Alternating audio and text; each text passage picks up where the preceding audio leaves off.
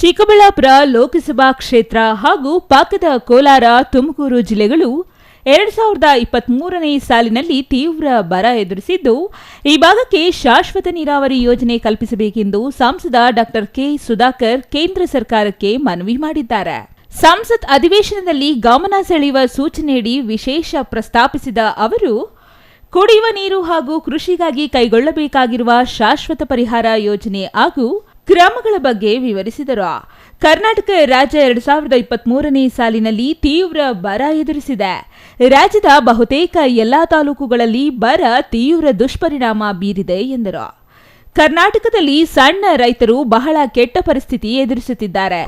ಚಿಕ್ಕಬಳ್ಳಾಪುರ, ಕೋಲಾರ ಮತ್ತು ತುಮಕೂರು ಜಿಲ್ಲೆಗಳ ಪ್ರದೇಶಗಳಲ್ಲಿ ಹೆಚ್ಚು ರೈತರಿದ್ದಾರೆ. ಈ ಭಾಗದ ಜನರು ಬೆಂಗಳೂರು ಮಹಾನಗರದ ಸುರಸ್ತಿಗೆ ಪ್ರಮುಖ ಕೊಡುಗೆ ನೀಡುತ್ತಿದ್ದಾರೆ. ದುರದೃಷ್ಟವಶಾತ್ ಈ ಜಿಲ್ಲೆಗಳಲ್ಲಿ ಕೆಲವು ವರ್ಷಗಳಿಂದ ಅಂತರ್ಜಲದ ಮಟ್ಟ ತೀರಾ ಕುಸಿದಿದೆ. ಅಂತರ್ಜಲದ ಮಟ್ಟ 1500 ಅಡಿಗಳಷ್ಟು ಆಳಕ್ಕೆ ಇಳಿದಿದೆ. ಈ ಪ್ರಮುಖ ಸಮಸ್ಯೆಗೆ ಶಾಶ್ವತ ಪರಿಹಾರ ಕಂಡುಕೊಳ್ಳುವ ಅಗತ್ಯವಿದೆ ಎಂದು ತಿಳಿಸಿದರು. Karnataka experienced one of the most severe droughts in the year 2023. The droughts have had a profound impact on almost all taluks within our state, with the small and marginal farmers being the most severely affected. ಈ ಸಮಸ್ಯೆಗೆ ಶಾಶ್ವತ ಪರಿಹಾರ ಹುಡುಕುವ ಬದಲು ರಾಜ್ಯ ಸರ್ಕಾರ ಸಂಸ್ಕರಿಸಿದ ನೀರನ್ನು ಈ ಜಿಲ್ಲೆಗಳ ಕೆರೆಗಳಿಗೆ ಹರಿಸುತ್ತಿದೆ. ಇದರಿಂದ ಯಾವೆಲ್ಲ ಪರಿಣಾಮವಾಗಲಿದೆ ಎಂಬುದು ಇನ್ನೂ ತಿಳಿದು ಬಂದಿಲ್ಲ. ಏಕೆಂದರೆ 80 ಲಕ್ಷ ಜನರು ಈ ನೀರನ್ನು ಕುಡಿಯುವ ಉದ್ದೇಶಕ್ಕೆ ಹಾಗೂ ಕೃಷಿಗೆ ಬಳಸುತ್ತಿದ್ದಾರೆ. ಹೀಗೆ ಎಸ್ಟಿಪಿ ನೀರನ್ನು ಕೆರೆ ತುಂಬಿಸಲು, ಕುಡಿಯಲು ಹಾಗೂ ಕೃಷಿಗೆ ಬಳಸುತ್ತಿರುವುದು ಇಡೀ ದೇಶದಲ್ಲೇ ಮೊದಲು ಎಂದು ಮಾಹಿತಿ ನೀಡಿದರು. In my constituency of Chikbalapur and the neighboring Kolar and Tumkur districts, which has a significant farming population, we play a crucial role in providing sustenance to the urban city of Bangalore. Unfortunately, the groundwater levels have also witnessed a significant depletion over the years. The underground water has dropped as deep as 1,500 feet below. It is imperative that we find a permanent solution to address this pressing issue. Instead of finding a permanent solution, the state government is trying to utilize the STP water, and they are filling up the ponds and the lakes of these districts.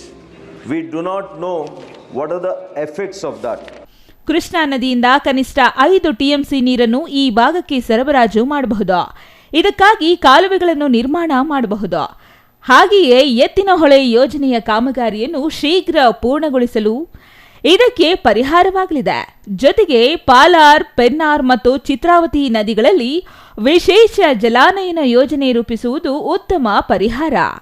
ಈ ನದಿಗಳ ಜಲಾನಯನ ಪ್ರದೇಶ ಅಚ್ಚುಕಟ್ಟು ಪ್ರದೇಶವನ್ನು ಸಂರಕ್ಷಣೆ ಮಾಡುವ ಜೊತೆಗೆ ಆದ್ಯತೆಯ ಮೇರೆಗೆ ಹೂಳೆತ್ತುವ ಕಾಮಗಾರಿ ಕೈಗೊಳ್ಳಬೇಕು. ಇದರ ಜೊತೆಗೆ ಗ್ರಾಮಗಳ ಕೆರೆಗಳು ಸೇರಿದಂತೆ ಎಲ್ಲ ಜಲಮೂಲಗಳನ್ನು ಪುನಶ್ಚೇತನ ಮಾಡಬೇಕು ಎಂದು ಅವರು ಸಲಹೆ ನೀಡಿದರು. ಈ ಪ್ರದೇಶದ ಜನರು ಮಾತ್ರವಲ್ಲದೆ ಜಾನುವಾರು ಹಾಗೂ ಪರಿಸರವನ್ನು ಉಳಿಸಲು ಶಾಶ್ವತವಾದ ಪರಿಹಾರ ನೀಡಬೇಕೆಂಬ ನನ್ನ ಮನವಿಯನ್ನು ಪರಿಗಣಿಸಬೇಕೆಂದು ಕಳಕಳಿಯಿಂದ ಕೇಂದ್ರ ಸರ್ಕಾರಕ್ಕೆ ಕೋರುತ್ತೇನೆ ಎಂದು ಅವರು ಮನವಿ ಮಾಡಿದರು. 80 lakh people are using for their agriculture and drinking water purpose. This may be the one-off case in the entire country that STP water is being utilized to fill up the tanks and for the use of agriculture and drinking water. One potential solution could be the transportation of at least 5 TMC of water from the Krishna River to our region through construction of canals and completion of Ettinole project at the earliest. Also, special river catchment improvement plans have to be enabled for Palar, Ponayar, Pennar and Chitravati rivers.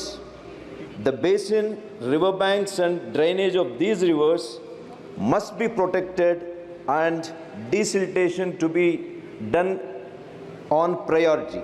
Political bureau CTV news Chikkaballapur.